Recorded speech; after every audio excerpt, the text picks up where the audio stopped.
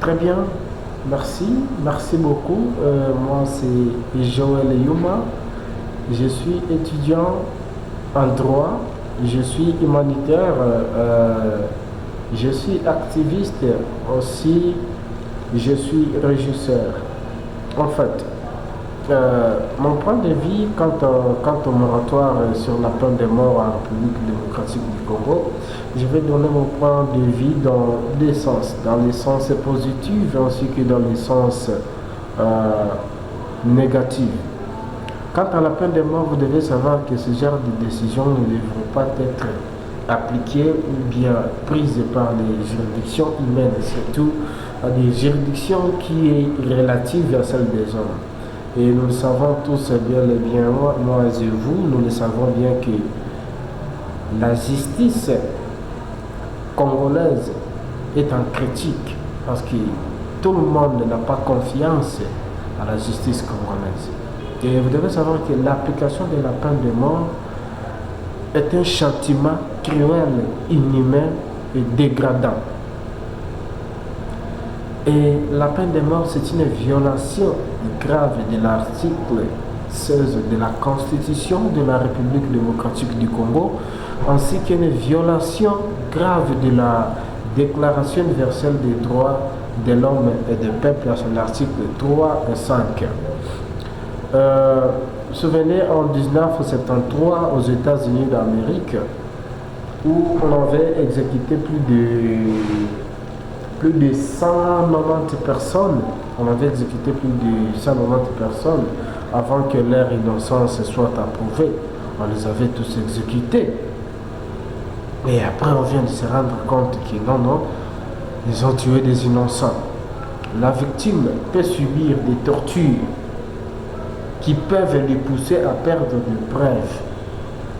Et ce genre de décision ne devrait pas être appliquée par des infractions qui sont flagrantes, par des infractions qui viennent donc à peine de se commettre. Ce genre de décision ne devrait pas être prise. Et dans le sens positif à la République démocratique du Congo, mon point de vue était de donner quelques détails sur un moratoire de la peine de mort. Quelques détails, comment?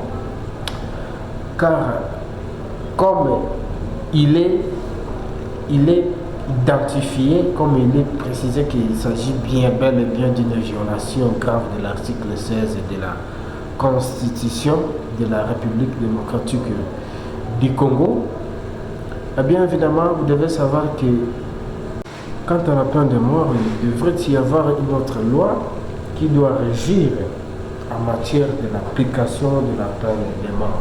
Par exemple, non-interdiction d'application de la peine de mort par une infraction qui est flagrante, non-application de la peine de mort par des femmes, les enceintes, le mineur, les personnes avec des troubles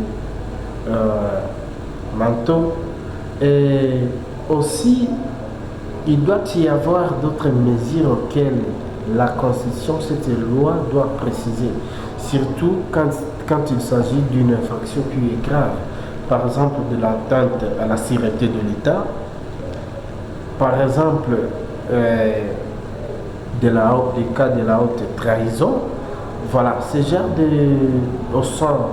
au sein de l'armée, voilà, ce genre de décisions devraient être analysées, donc il devait y avoir une autre loi qui doit donner beaucoup plus de détails sur l'application de la peine de mort en République démocratique du Congo.